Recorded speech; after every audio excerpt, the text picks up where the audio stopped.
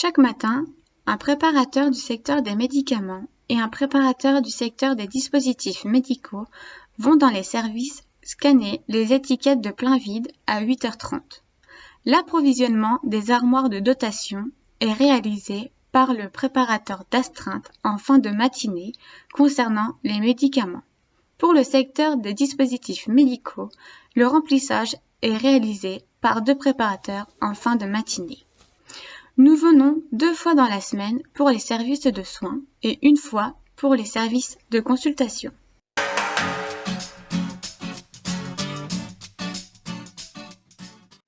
Il existe 2 modes de fonctionnement. La double dotation avec 2 cases de rangement et 3 étiquettes. La simple dotation avec 1 case de rangement et 2 étiquettes. Concernant la double dotation, il y a la case collecte. C'est la case dans laquelle l'IDE se sert en premier. La case de réserve.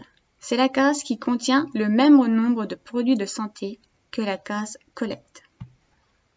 Vous avez ensuite les étiquettes. L'étiquette blanche, c'est la première étiquette à sortir dès que la case collecte est vide pour déclencher une commande.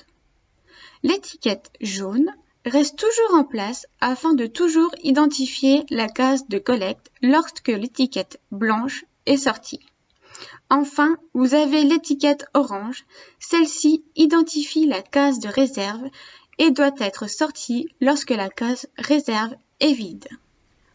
Pour la simple dotation, vous avez donc une seule case de rangement, avec une étiquette blanche, toujours la première à sortir pour déclencher une commande, et une étiquette bleue qui reste toujours en place pour identifier la case de collecte lorsque l'étiquette blanche est sortie.